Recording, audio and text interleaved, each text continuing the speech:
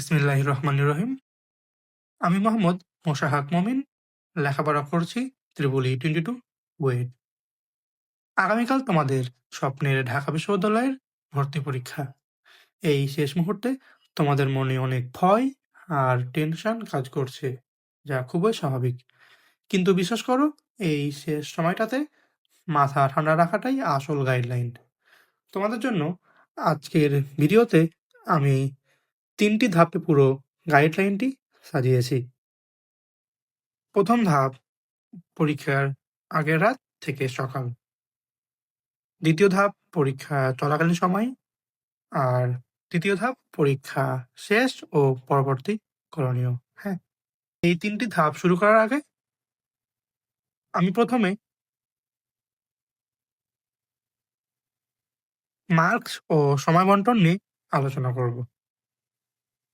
তোমরা জানো, তোমাদের টোটাল মার্কস ১২০। তার মধ্যে আগামীকালকে তোমাদের এক্সাম মার্কস 100 আর বোর্ড পরীক্ষা এসএসসি প্লাস এইচএসসি মিলিয়ে 20। তার মধ্যে এসএসসিতে 8 অ্যান্ড এইচএসসিতে 12 মার্কস, তাই না? হ্যাঁ। এখন কালকের এক্সামে যে 100 মার্কস, তার মধ্যে এমসিকিউ হবে কত? টোটাল 60 মার্কের, তাই না? এমসিকিউ 60 মার্কস আর লিখিত কত? 40 মার্কস। হ্যাঁ, তোমাদের হচ্ছে ফিজিক্স, কেমিস্ট্রি, ম্যাথ, বায়োলজি প্রত্যেকটার জন্য এমসিকিউ হচ্ছে 15 মার্কস আর লিখিত 10 মার্ক করে।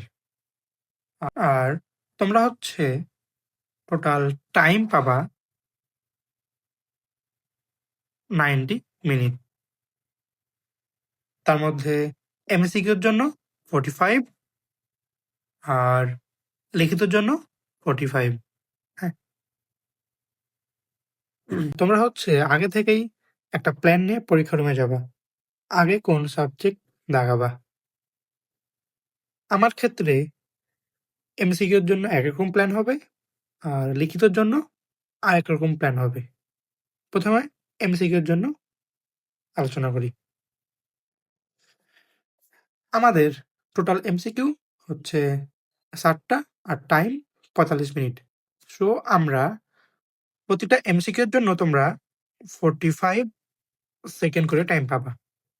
এখন যদি তুমি ম্যাথ বা ফিজিক্সের এমসিকিউ দাগাও, তখন তুমি দেখবা 1 মিনিটেরও বেশি টাইম লাগবে। সো তুমি যদি ম্যাথ অ্যান্ড ফিজিক্সে অনেক বেশি পারদর্শী না হও,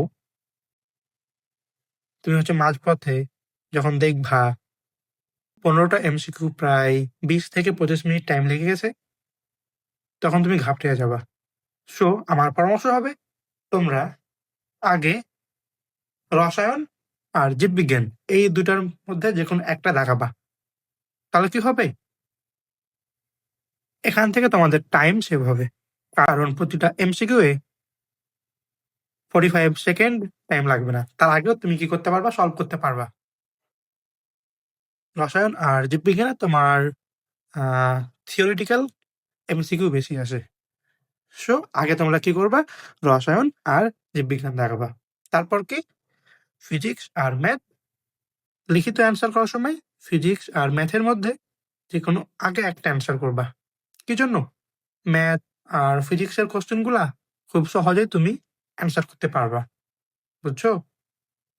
কিন্তু জীববিজ্ঞান আর রসায়ন লিখিত কোয়েশ্চেনগুলা কিছুটা লেন্দি হয়। এজন্য এখানে টাইম একটু বেশি লাগে। সো এমসিকিউ এর ক্ষেত্রে আগে কি করবা? যে জীববিজ্ঞান আর রসায়ন আগে দাগানোর চেষ্টা করবা, পরে পদার্থ আর ম্যাথ। আর লিখিতর ক্ষেত্রে আগে ম্যাথ আর পদার্থর ভিতরে যেকোনো একটা, তারপর কি করবা? রসায়ন আর জীববিজ্ঞান। আর কে কোনটা আগে দাগাবা, এটা তোমাদের একান্ত পার্সোনাল বিষয়। তুমি যেই সাবজেক্টে বেশি পারদর্শী, তুমি অনেক বেশি প্র্যাকটিস করছো, তুমি আগে সেভাবে আগাবা। ঠিক আছে? আমি জাস্ট ওভারঅল ভিউটা বললাম। এমসিকিউ এর জন্য 45 মিনিট টাইম পাবা। লিখিতের জন্য 45 মিনিট টাইম পাবা। আর লিখিততে তোমার মোট কোয়েশ্চেন হচ্ছে ১৬ টা। হ্যাঁ? টাইম হচ্ছে 45। সো তুমি টাইম পাবা 2.8125 মিনিট পার কোয়েশ্চেন। বুঝতেছো? মানে গণিতের যে ৪ টা কোয়েশ্চেন, তার জন্য তুমি হচ্ছে কত টাইম পাবা? 11.25 মিনিট। একদম সেমভাবে রসায়ন, ফিজিক্স অ্যান্ড বায়োলজি প্রত্যেকটা সাবজেক্টের মোট ৪ টা করে কোয়েশ্চেন থাকবে। তুমি প্রতিটা সাবজেক্টের জন্য 11.25 মিনিট টাইম পাবা। সো সেভাবে তোমরা হচ্ছে টাইম ম্যানেজমেন্ট করবা। হ্যাঁ?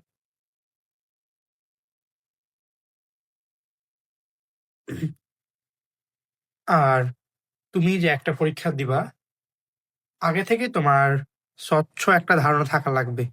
এমসিকিউ কয়টা, লিখিত, মোট টাইম কত। হ্যাঁ? আমি এগুলা এখন আলোচনা করলাম। এখন এখন ১ম ধাপ পরীক্ষার আগের রাত থেকে সকাল, এটা নিয়ে আলোচনা করা যাক। প্রথমত তোমরা হচ্ছে পর্যাপ্ত ঘুম নিশ্চিত করবা। মিনিমাম ৭ থেকে ৮ ঘন্টা। তোমরা যদি পারো এর থেকেও বেশি ঘুমাবা। আর মনে রাখবা, আজকের রাত তোমাদের নতুন টপিক পড়ার টাইম না। যদি তোমাদের ঘুম ভালোভাবে না হয়, তাহলে তোমাদের ব্রেন সেল ভালোভাবে কাজ করবে না, অস্থির হয়ে থাকবে। সো পর্যাপ্ত ঘুম নিশ্চিত করবা। আর আজকে রাত্রে তোমরা প্রয়োজনীয় document like admit card, registration card, পরীক্ষার সরঞ্জাম, কয়েকটা ball pen, pencil, rubber, sharpener, এগুলো একটা স্বচ্ছ ফাইলে গুছিয়ে রাখবা। আর দেশের অবস্থা বিবেচনা করে তোমরা পর্যাপ্ত সময় নিয়ে বাসা থেকে বের হবা। ঠিক আছে? তোমরা মিনিমাম ১ থেকে ১.৫ ঘন্টা আগে পরীক্ষার কেন্দ্রে যেতে পারো। আর আরেকটা কথা, তোমরা আজকে রাত্রে সলাত আদায় করে আল্লাহ তাআলার কাছে দোয়া করবা যেন তোমাদের পরীক্ষা ভালো হয়। পরীক্ষার রুমে তোমরা নার্ভাস না হও, তোমাদের নার্ভ কন্ট্রোল করে রাখতে পারো। আর ঘুমানোর সময় অবশ্যই ঘুমের দোয়া, আয়াতুল কুরসি, ৩ কুল, আরো বিভিন্ন দোয়া তোমরা হচ্ছে পড়ে ঘুমাবা। যেন তোমাদের একটা পরিপূর্ণ শান্তিময় ঘুম হয়। আর যেহেতু তোমাদের আগামীকাল ৩:৩০ এ পরীক্ষা শুরু, সো তোমরা সকালে বেশ কিছু টাইম পাবা। সো আজকে রাত্রে তাড়াতাড়ি ঘুমিয়ে যাবা। সকালে যে টাইমটা পাবা, তখন তোমরা প্রতিটা চ্যাপ্টারের মেইন পয়েন্টগুলা, সূত্রগুলা রিভিশন দিবা। তোমাদের হ্যান্ড নোট একবার করে চোখ বুলাবা। এখন ২য় ধাপ, পরীক্ষা চলাকালীন সময় এটা নিয়ে আলোচনা করা যাক। প্রথমত, তোমরা এক্সাম হলে প্রবেশ করার পর একদম শান্ত থাকবা। আশেপাশের পরিবেশের দিকে তাকানোর কোনো দরকার নেই। পরীক্ষার রুমে প্রবেশ করে প্রশ্ন পাওয়ার আগ পর্যন্ত তোমরা বিভিন্ন দোয়া পড়বা, আয়াতুল কুরসি পড়বা, আল্লাহ তাআলার কাছে হচ্ছে দোয়া করবা যেন তোমাদের পরীক্ষা ভালো হয়। আর প্রশ্ন পাওয়ার পরে তোমরা শান্ত থাকবা। আর বিসমিল্লাহ বলে আল্লাহ তাআলার নাম নিয়ে ওই মার্কশিট পূরণ করবা। তোমাদের রোল, রেজিস্ট্রেশন নাম্বার সাবধানে পূরণ করবা। আর তোমরা হচ্ছে আগে সহজ প্রশ্ন সমাধান করবা। যদি একটা প্রশ্ন ১ম দেখায় মনে হয় যে তুমি পারবা না, তুমি একবার পড়ে স্কিপ করবা। সেটা নিয়ে পড়ে থাকা যাবে না। কারণ চান্স পাওয়ার জন্য তোমার 60% এর বেশি মার্কস পেলেই হবে। তোমার 80% মার্কস যেসব কোশ্চেন তোমার কনফিউশন লাগবে, যে মনে হবে এই ২ টা অপশনের মধ্যে একটা অ্যান্সার হবে, সেগুলো তুমি পরে পূরণ করবা। পরে ঠান্ডা মাথায় নিজের টাইম পাবা, তখন আরেকবার ভাববা, ভেবে চিন্তে সেগুলো পূরণ করবা। আর তোমাদের জন্য টাইম ম্যানেজমেন্ট অনেক ইম্পোর্টেন্ট। তোমরা হচ্ছে কোনো প্রশ্নে বেশি টাইম ওয়েস্ট করবা না। যদি মনে হয় যে একটা প্রশ্ন পারতেছো না, ৩০ সেকেন্ড বা সর্বোচ্চ ১ মিনিট চেষ্টা করবা, না পারলে সাথে স্কিপ করবা। আর সবচাইতে ইম্পোর্টেন্ট ওএমআর সাবধানে পূরণ করবা। ফিজিক্সের জায়গায় ম্যাথ পূরণ করবা না। একটা প্রশ্নের উত্তর অন্য আরেকটি প্রশ্নে পূরণ করবা না। ঠিক আছে? So be careful. আর আরেকটা বিষয়, তোমরা হচ্ছে কঠিন প্রশ্ন থেকে ঘাবড়িয়ে যাও। তখন তোমরা খুব সাবধান থাকবা, হ্যাঁ? তাদেরকে ঘাবড়ানো যাবে না। একদম শান্ত থাকা লাগবে। যদি একটা কোশ্চেন দেখে ঘাবড়িয়ে যাও, আমি যেটা করি, আমি যদি কোনো কঠিন প্রশ্ন দেখে ঘাবড়িয়ে যাই, তো সাথে সেই প্রশ্নটাকে স্কিপ করি। অ্যান্ড জোরে করে একটা নিঃশ্বাস নিই। ১০ থেকে ১৫ সেকেন্ড শান্ত মাথায় বসে থাকি। তারপর বিসমিল্লাহ বলে আবার শুরু করি। তোমরা এটা করবা। ঠিক আছে? আর আয়াতুল কুরসি তো পড়তে থাকবাই। তো হলো এটা। আর ৩য় ধাপ, পরীক্ষা শেষ ও পরবর্তী করণীয়। শোনো, হ্যাঁ? পরীক্ষা শেষ মানে তোমার কাজ শেষ। আর কোনো চিন্তা নাই। তারপর বিশ্রাম নাও। ঠিক আছে? আর তোমরা হচ্ছে পরীক্ষার পরে কারো সাথে উত্তর মেলাবে না। তোমরা অনেক সময় পরীক্ষার পরে ফ্রেন্ডের সাথে উত্তর মেলাও। এটা ভুল করেও করবা না। এখানে তোমাদের কয়েকটা এমসিকিউ ভুল যাবে, এটাই স্বাভাবিক। লিখিত ভুল হবে, এটা স্বাভাবিক। সো তোমরা এটা মাথায় নিয়ে পরীক্ষায় যাবা যে তোমাদের কয়েকটা এমসিকিউ ভুল হবে। ২ টা বা ৩ টা বা ৫ টাও হতে পারে। ঠিক আছে? আর যখন তুমি দেখবা যে তোমার ভুল হইতেছে, তখন তোমার অনেক মানসিক চাপ বাড়বে। দুশ্চিন্তা সৃষ্টি হবে। আর পরীক্ষার পরে তোমরা মানসিকভাবে শান্ত থাকবা। পরীক্ষা যেমনই হোক, তোমার পরীক্ষা শেষ। তারপর তোমরা কি করবা? আল্লাহ তাআলার কাছে দোয়া করবা যেন তোমাদের চান্স হয়, তোমাদের স্বপ্ন পূরণ হয়। আর পরীক্ষা খারাপ হলেও তোমরা সেটা নিয়ে দুশ্চিন্তা করবা না। ঠিক আছে? সামনে আরো অনেক সুযোগ রয়েছে। আরো অনেকগুলো ভার্সিটির পরীক্ষা রয়েছে। সেগুলোর জন্য ভালোভাবে প্রিপারেশন নিবা। সবশেষে সূরা আন-নাজমের ৩৯ নম্বর আয়াতে আল্লাহ তাআলা বলেছে, "মানুষ তাই পায় যা সে চেষ্টা করে।" আর পরিশ্রম, তাকদির, ধৈর্য এবং আত্মবিশ্বাস আপনাকে আপনার গন্তব্যে পৌঁছে দেবে ইনশাআল্লাহ।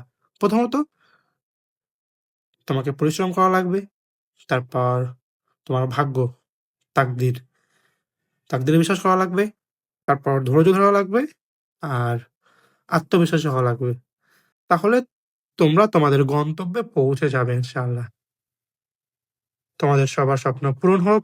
তোমাদের জন্য অনেক শুভকামনা রইলো। আর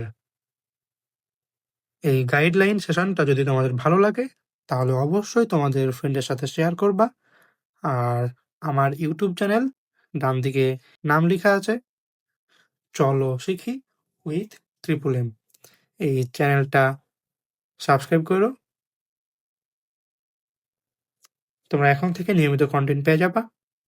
বিভিন্ন চ্যাপ্টারের কোয়েশ্চেন ব্যাংক সলভ, বিভিন্ন চ্যাপ্টারের উপরে ক্লাস, বিভিন্ন ভার্সিটির গাইডলাইন মূলক ভিডিও। আমার এই চ্যানেলে পেয়ে যাবে এখন থেকে, ইনশাআল্লাহ। সো তোমরা টেনশন করো না, ভালোভাবে পরীক্ষা দাও। আল্লাহ হাফেজ।